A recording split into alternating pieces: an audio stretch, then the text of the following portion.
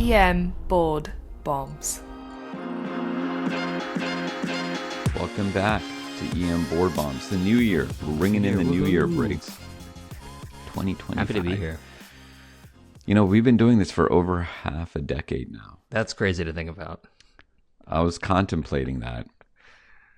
And just doing that. Just contemplating it. Yeah, we haven't run out of topics yet, shockingly. Yeah, we haven't. We actually were just talking about a couple of the interesting topics that we have planned for the new year. Actually, quite exciting. Mm-hmm. Some key updates, topics tuned. that I think, will change practice management for you. Hey, Briggs, we got to mention EM News, our only sponsor. Definitely. Shout out to EM News, great newsletter for EM docs. You are a contributing writer, writing some controversial pieces on that.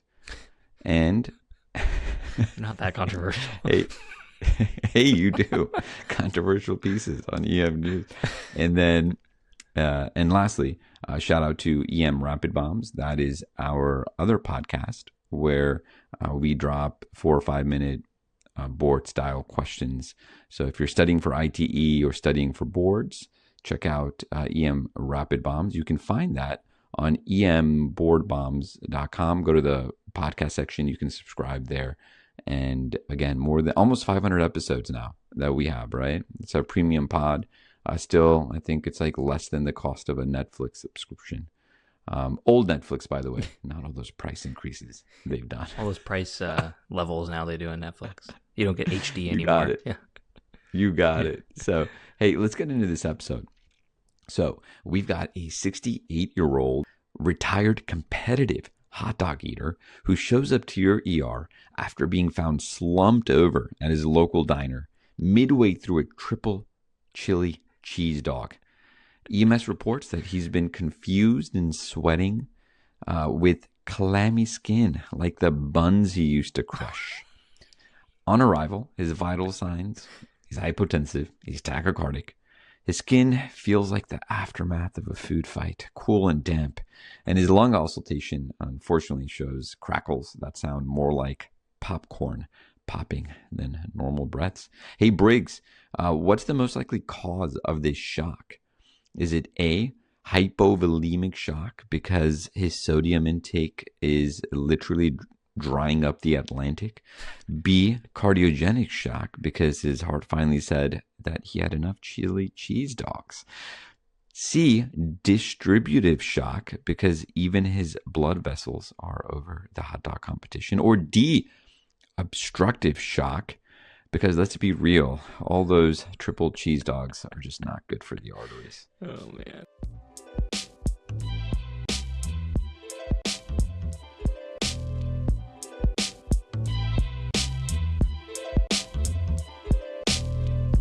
Briggs, what's the right answer here? Correct answer is going to be choice B, cardiogenic shock. So we're go. going over key features of different types of shock today. And while that sounds like a boring med school lecture, we right. promise you we're telling you just what you need to know. What you need to know to approach a Hey, patient in we shock. really are. When I saw that you wrote up the script, I was like, this is great because this is, I feel like there are a couple questions that they're always going to ask on boards. This is like always there. I feel like I remember seeing the same exact question on the boards. You remember it, like everyone remembers it. They just want you to know and be able to identify also. They'll get into management and stuff later, but one question easily will be, what type of shock is this? Yes, and 100%. We'll be able to knock it out in like the next 5 minutes. 100%.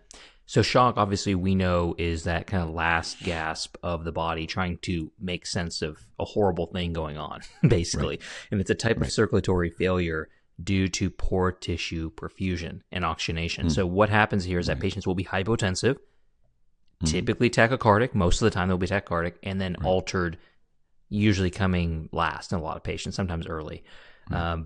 They will often have changes in skin, temperature. When you touch them, they may feel cold or clammy or warm, depending on the type of shock.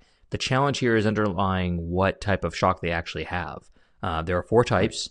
There is some debate about these 4 types, but let's just go through these 4. You got the fingers held up already. If you're on YouTube, you can watch this. Let's go. 1, hypovolemic. 2, cardiogenic. 3, distributive. 4, obstructive. Did you put balloons there? Did you just do balloons? Saw the balloons pop up. Green screen action. Yeah. Some CGI. That's amazing. Hey, so hypovolemic obviously is the most common type of shock in the world. Right. Oh yeah. The subset of hypovolemic is of course trauma, hemorrhagic shock, of course. But anyway, hypovolemic is loss of circulating volume. We all know that. In the medical patient, this is due to either, GI bleed patients or just vomiting, diarrhea, insensible losses, as they say, burns less commonly. But, they come to ED, they may not have those insensible losses by the time you see them. Clinically, you're going to see dry mucous membranes, maybe. You might see a creatinine that's bumped, whatever. History of the patient losing fluid of some type, or if they're a trauma patient, again, you should always be thinking hemorrhagic shock. And the whole idea here is you're just going to replace the volume. If they're in this type of shock and you have a clear etiology of, hey, volume loss, you're going to replace that volume, of course, underlying the Obviously, issue if there. it's blood, Yeah, give them blood. exactly If right. it's other things, give them blood. Yeah, if it's a medical patient, you give them fluid, etc. Yeah. So why don't you dive into cardiogenic shock here? The next type Oh, of shock. fun. Right. I know, right? Yeah, so cardiogenic shock, that's the heart's inability to pump effectively, right? The pump function is just not working the way it should. Oftentimes, this is ischemic in etiology, right? So coming from like a MI or severe arrhythmias, AFib with RVR, other types of things, or some sort of valvular dysfunction can also cause this. These patients are going to be presenting with elevated JVD, pulmonary edema, signs of poor perfusion, like cool extremities. That's kind of what we alluded to in our stem, right? So here, treatment's going to involve inotropic support to improve cardiac output. You're going to, obviously address the underlying cardiac issue as well, such as revascularization for an MI if that patient's having a massive STEMI and they're hypotensive, right? But that is cardiogenic shock. And we're going to summarize this all at the end. Totally. Let's dive into distributive shock. Yeah, so distributive shock is really caused by just profound vasodilation. The two most common causes of distributive shock are going to be either septic shock or anaphylactic shock. Less so neurogenic shock. We're not going to really talk about that in detail here. That's super rare and weird. The patients are going to have warm extremities in this case because they're going to have a lot of peripheral vasodilation. And the idea behind that is going to be the body is dealing with kind of either mast cell degranulation, and that's anaphylaxis, or they're dealing with that inflammatory state from sepsis, and the vascular leaking is going on. And so in general, early on, they will have warm extremities. Of course, the underlying cause of this is, you're giving antibiotics for sepsis versus I'm giving epinephrine to fix their anaphylaxis. IV fluids here are also the mainstay here. So we have two types of shock that will have initially the same treatment. You have low blood pressure, you're going to be giving IV fluid boluses to hypovolemic shock or distributive shock in the majority of cases. I know I'm really dumbing that down. But that's kind of your oral board's case first address treatment, what you're going to do. The last one here is obstructive shock, and that is going to be either something usually in the chest of some type that is preventing the heart from normally pumping. The top three here you're going to be thinking about is going to be a pneumothorax, a PE, or tamponade. Now, we had our own podcast on all three of these. We've covered all three of these before. We have covered PE before. We even covered massive PE. We go into that in detail in the rapid bombs. We've covered pneumothorax before, and we've covered cardiac tamponade before. You can check out those episodes. All that stuff on our premium pod, right? Yeah, and premium pod too. Some of it on the main pod. Each have their own hallmark signs. We're not going to go into those, but just know that all three of those can have JVD. They can also have hypotension, tachycardia, that sort of thing. And the whole idea of the management here is relieving the obstruction. If it's a PE, you're giving thrombolytics and a massive PE. If it's a tension pneumo, of course, you're decompressing the chest. If it's a cardiac tamponade and they're hypotensive and shock, you are doing an emergent pericardiocentesis at bedside. So all those three involve relieving the obstruction. So how do you know how to address these types of shock? When you're approaching the patient at bedside, you look at the blood pressure and you're like, okay, low blood pressure, and they don't look well. They're tachycardic too. They're in shock. What do we do from there? Of course, when you're addressing your ABCs, the first question is, are they even protecting their airway? Do I just have to emergently intubate right now, at this moment, as I'm addressing their blood pressure? That's step one, of course, and how they're breathing, that sort of thing. And then looking at their circulation. By circulation, you are assessing their cap refill. You're measuring their skin temperature. By measuring, I mean putting a hand Dr. on their Briggs, skin. You're touching the patient. You are touching the patient. Yes. Thank you. And then looking at skin color. Are they before you throw that ultrasound on, yeah, exactly. let's touch the patient. Actually touch the patient, do an exam. You sound like such an attending right now. Get that fancy device out of here. let me touch the patient. Okay. Yeah. So skin color, are they pale? I always look for conjunctival pallor on these patients, and if they're hypovolemic, looking for kind of a poor man's hemoglobin. Cyanosis, are their fingertips blue? Or are they mottled everywhere, especially around their face or their neckline? All these are important signs that they are not getting good perfusion distally. And then, of course, their level of consciousness. Are they following you? Are they alert, confused, unresponsive? If they're really tachycardic but confused, that technically is a form of, end organ shock. Even if their blood pressure is holding at that moment, they're still very sick. They're probably going to crash in the next several minutes. So that's the big thing here. So what about the skin exam that's really important for you that differentiates different types of shock here? And that's huge. And again, we mentioned this in the stem, and this is the easiest thing you need to know. Warm and flushed, you're thinking distributive shock, versus cold and clammy, you're thinking cardiogenic or hypovolemic. For sure. And what about the neck veins? This is less common because of body habitus and the way the patient is positioned.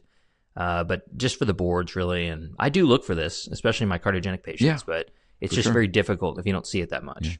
Yeah, so for example, the neck veins, if they're distended, you're thinking cardiogenic or obstructive. Yes. So tamponade or tension pneumothorax, or frankly, some sort of ischemic, cardiomyopathy, cardiogenic shock, heart failure. If they're flat, you're thinking more hypovolemic shock. Again, this one's a hard one. Lung exam here, you're going to be looking, listening for crackles. That could be pulmonary edema or diffuse pneumonia, depending on the cause. And then, of course, wheezing, suggests more anaphylaxis or stridor. That's a big one. Yeah. Honestly, you can catch, anaphylaxis, especially with folks who don't have a generalized rash that's developed yet.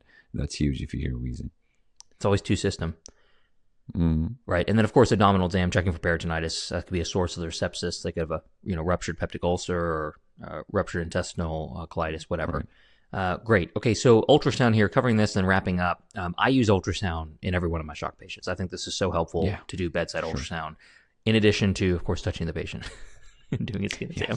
The ultrasound is so helpful. That's the next thing I'm grabbing in the room, and I am immediately looking at the heart, looking for the top three things, which is contractility, the overall squeeze of the heart, looking for a pericardial effusion, very easy to do with limited training, and then right heart strain. Any obvious signs of a dilated, massive right ventricle, which would suggest a PE, a significant PE, of course.